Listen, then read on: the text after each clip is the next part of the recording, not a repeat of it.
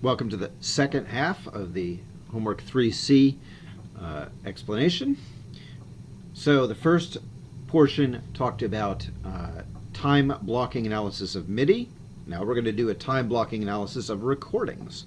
This ends up using sliding window analysis, which is a little different, but similar in spirit. As before, we need the bunch of libraries. So we need the tidyverse library. The tabr library is convenient for some lookups, but is not really being used in this particular video. But we need two other libraries. We need the audio library, so we can load a recording, and we're going to do what is called the short-time Fourier transform. It's something that's provided by a bunch of different libraries. We're going to use the GENEAread library, which is actually intended for bioinformatics. Okay, we need a WAV file. Any WAV file will do. I have one already prepared. The load.wave function is something from the audio library and does the job.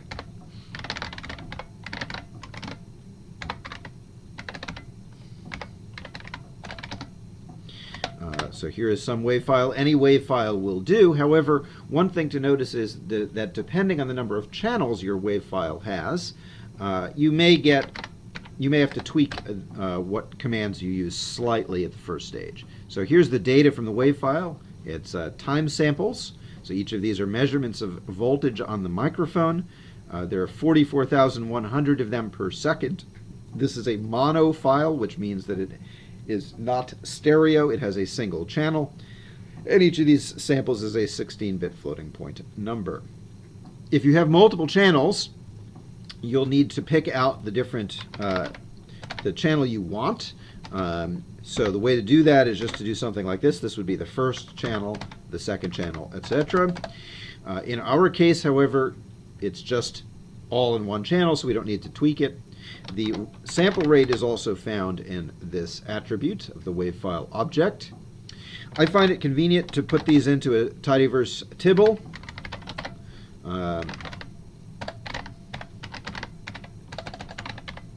And so if you have multiple channels, you would add here brackets 1, comma. If you don't need to do that at all. I find it is convenient also to carry around a listing of the time. That time can be computed from the row number, i.e. which sample it is, divided by the sample rate. And while I could type in the number 44,100, it would be fewer characters. It would also be a little less general. Okay, so now the WAV file data is in a convenient format for me to play with. There it is, convenient format. You have the time and you have the samples. You can see the samples are just the same samples that were present, read right out of the file. So there's the first one, the second one, the third one, and so on. Great. You could certainly try to plot this WAV file directly. That's probably not the best idea because there are over 1 million samples. That would take a long time, and furthermore, you'd end up with a big blob on the screen. Not helpful. However, it's perfectly reasonable to plot some of the samples. So you can take your wave and you can slice off some portion of it. So if you wanted, say, the first 100 samples, that's no problem.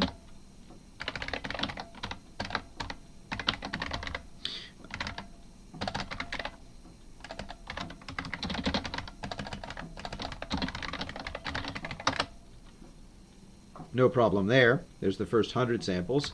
But if I tried to, say, plot the first 10,000, I might be waiting a while.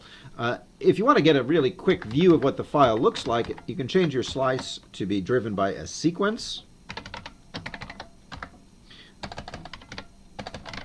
And that sequence, you tell it the start, the end, and the interval. So I can say, plot every 1,000th sample. That's not too unreasonable. There they all are. And you can see each of these little spikes. Those spikes generally correspond to the onset of different notes. Notice this little warning here, this little warning saying, I don't know how to automatically pick the scale. It's a warning, it's not fatal, but if you are bothered by it, this fixes the problem. You just simply inform R, hey, it's actually plotted with continuous scaling. Great. Well, what we'd like to do is we'd like to actually understand this from a frequency standpoint. The way to do that is the fast Fourier transform. Easy enough. The FFT function is a standard R function that can take your samples. Again, it's convenient to add in a column to keep track of now not time, but frequency. FREQ equals row number divided by the total number of rows times the sample rate.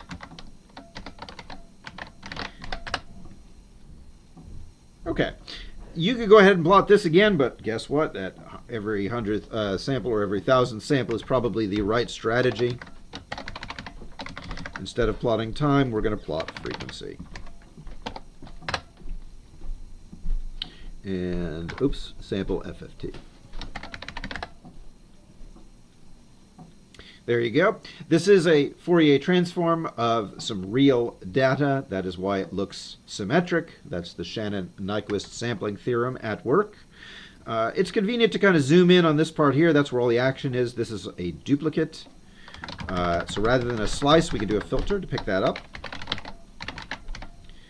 In this particular piece of music, most of the action is below 1,000 hertz. Each one of these spikes corresponds to a note. This particular note is used in the piece many, many times, and so has got a lot of energy associated with it. It is convenient to mark, instead of by frequency, to mark by note. I find this is probably one of the situations where you want to look up what those frequencies are and change the axis. Not so hard to do, especially because tabr is quite able to provide those lookups for you. You need a listing of all the notes that you want to see. This is a little bit annoying, but here's a simple way to do it. There are faster programmatic ways. But sometimes the simplest is the best. I just typed in all of the notes that I wanted, and then use AsMusicDF as my converter. That AsMusicDF frequencies just then needs to be joined in to my data, and it's convenient enough to do that. What do I have to do? Well, let's take my same plot as before, and I'm going to, instead of plotting it with this y continuous alone, I'm going to just change the x scale as well. It takes a name parameter, so we can, instead of saying frequency, we can say note.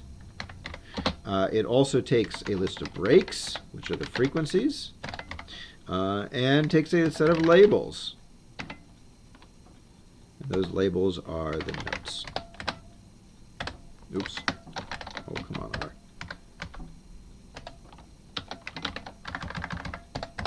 Sometimes I find tidyverse gets a little bit irritating. Not so much tidyverse, but rather RStudio. Okay, there we go. Fix that. The frequencies table, we pull out the frequency column of that.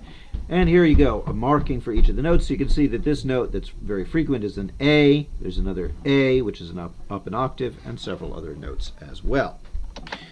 Great, so that's the frequency content of the song, but let's put together the time and frequency content. To this end, we need the short time Fourier transform. This is why we loaded the GENEAread library.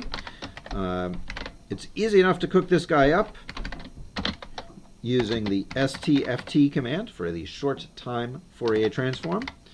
We'll take in the samples. It wants to know what the sample rate is. And it wants to know two parameters, the window size in seconds. This is the window over which you're averaging. In the previous video, we used time blocks. This is the analogous parameter, but in seconds. I find for this particular piece of music, half a second works. Other pieces of music, you might want a larger or smaller amount. And this is the amount to advance from one window to the next. Larger values make the process run faster. but give you a lower resolution picture. 0.1 seconds is not a bad place to start. This takes a few moments to run, and even helpfully gives you a little progress bar so you can see how it's running.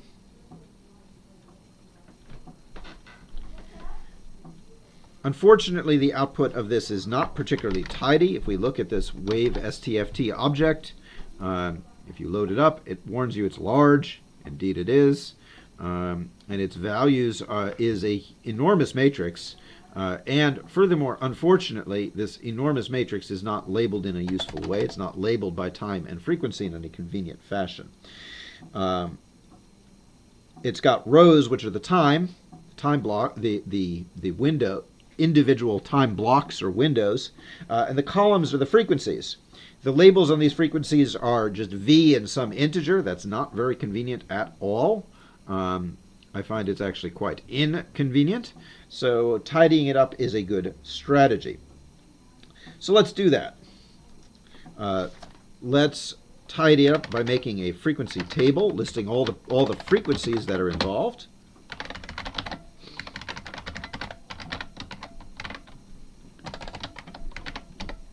TFT. Let's pull out all the list of frequencies because it actually knows the list of frequencies. And let's fix it up so that we have a table of two columns, one which is the listing of frequencies and one which is the listing of the current column names, which are the V's and integers. I'll call those index, and we've got to do a little text processing, which in R we can do with the paste function. And the separation between these two guys is just a single character. Not too convenient, but hey, there it is. Just to sort of point out what I'm after here, let's take a look at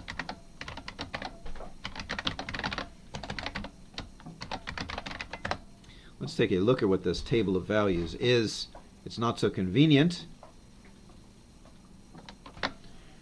And you can see those V names that we're trying to fix.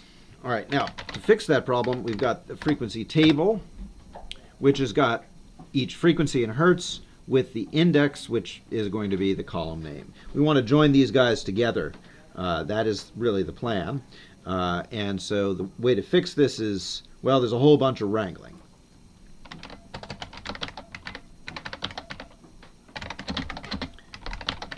First of all, we need to tablify the data.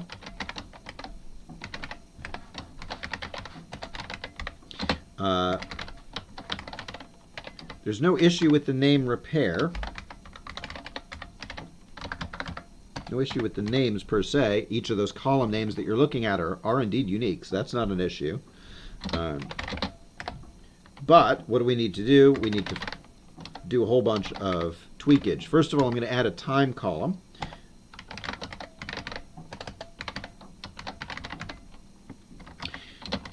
Second of all, I'm going to pivot everything out, pivot all these V's out into separate observations, because that's what they are. That's a pivot longer. Which columns? Well, the ones that start with a V. Okay? And then, now we can use our frequency table that we just built by way of a join.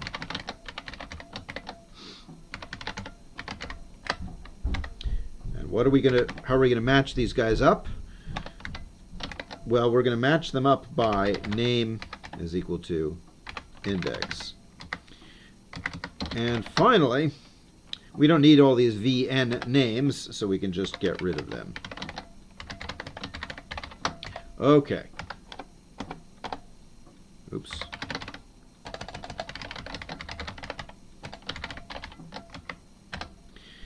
All right, and let that rearrange our data for us.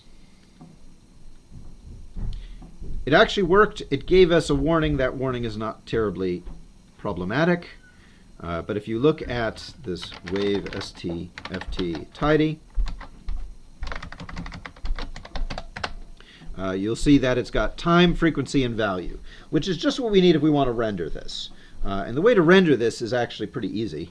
Now that we've done all that rearranging work, because now we can say, well, first of all, I'm just interested in frequency less than 1,000. hertz, because that's kind of what we got going on over there. And now we want a time frequency plot.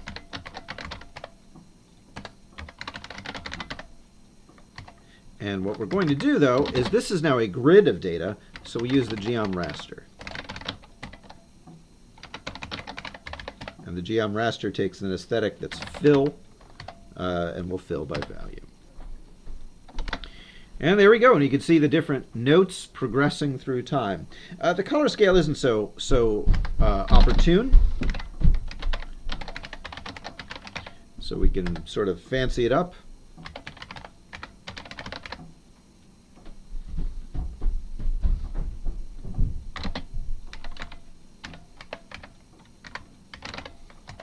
Like so.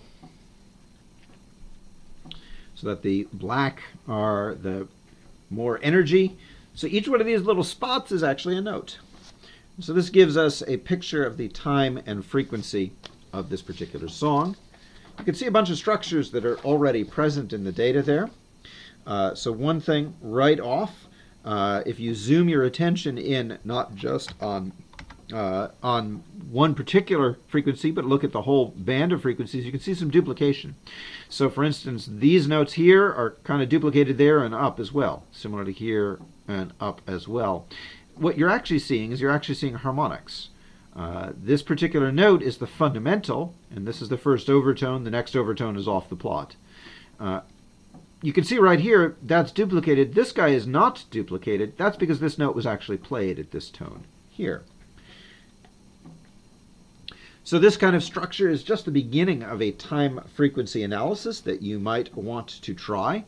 And given a particular piece of music, this kind of analysis can give you a pretty good idea of what's going on in the song, and can be the basis for more sophisticated analyses like automated transcription. Hope you enjoyed it. See you next time.